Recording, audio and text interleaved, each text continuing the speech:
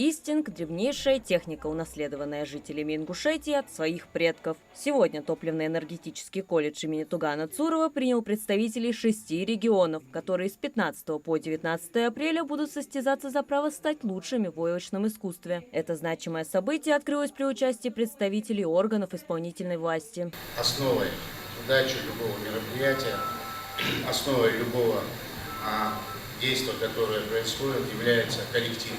Без такого коллектива, как вы, и Мустафа Туганович, не смог бы организовывать такие мероприятия при всем его жизненном опыте. Вы все вместе, мы, познавая культуру друг друга, мы делаем единым наш российский народ. Нашей великой страны мы объединяемся. Нашу страну разрушить извне невозможно. В Ингушетию приехали участники от Московской области, Дагестана, Татарстана, Республики Тыва и Ставропольского края. Каждый из них уже долгое время посвящает себя войлочному мастерству, но пробует свои силы непосредственно в Истинге впервые. Виктория Камалетдинова из Ставрополя признается, ковроделие куда сложнее создания игрушек, ведь требует больше физических сил. Когда я узнала про конкурс по валянию, я решила, что это отличная возможность поучаствовать, потому что я очень люблю работать руками, и мне показалось, это будет очень интересный опыт. Когда я выиграла, было очень неожиданно. Я очень рада, что приехала в Ингушетию, очень рада здесь побывать. На конкурсе я буду делать игрушку, буду делать коврик, 2 коврика, один с национальным узором и другой в виде картины. Делала игрушки, я пробовала коврики. Коврики я начала пробовать только для конкурса, но в целом у меня достаточно неплохо получалось, мне кажется.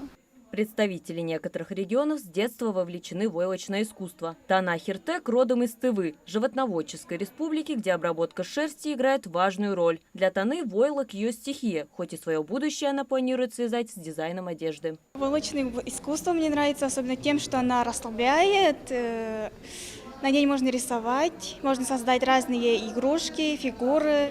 Меня с детства родители учили пользоваться шерстью, как надо, чтобы она была прям упругой. Я рядом с ними сидела и делала маленькие бусинки, которые можно было вместе с бусинами делать украшения. За 4 дня участники должны будут создать игрушку методом сухого валяния и 2 ковра, но уже методом мокрого валяния. Эксперты будут оценивать прежде всего форму, размеры каждого изделия, его плотность, фактуру, цветосовместимость и композицию. Сухое валяние валяется методом игл именно, то есть втыкаем иглы, они раздирают волокна шерсти, и таким образом в игрушке придается форма некая. А методом мокрого валяния, получается, мы создаем состав из мыла с водой и сваливаем шерсть именно вот уже непосредственно этого состава. Именно вваливанием одного волокна в другое. Компетенцию войлочное искусство начали разрабатывать 5 лет назад. Особый вклад в ее создание внесли мастера Истинга. Ранее в республике уже проводили соревнования по этому направлению, но сейчас, после долгих лет работы, Ингушетия вышла на новый уровень. Именно здесь определится чемпион России по войлочному искусству. Для нашей республики это большой шаг, потому что у нас не было своей компетенции.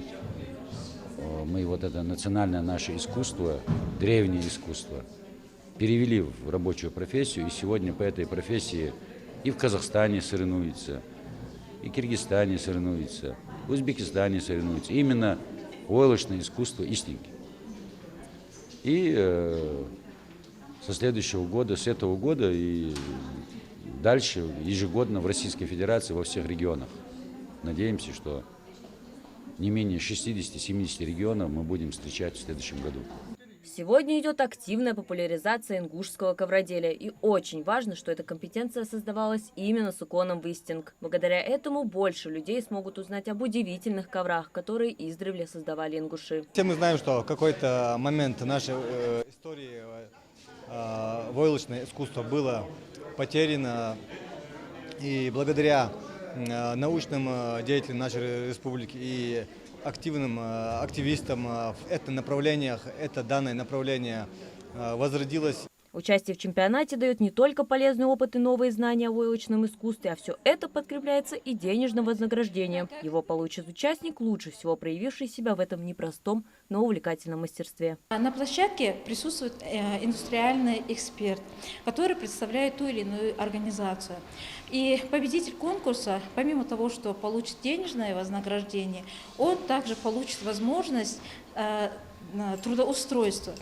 Сегодня войлочное искусство завоевывает признание далеко за пределами Ингушетии. Это наглядно показывает и чемпионат, который впервые проходит в стране на территории нашего региона, родине истинга. Мария Макиева, Акрамат Дасхоев, Магаз 24.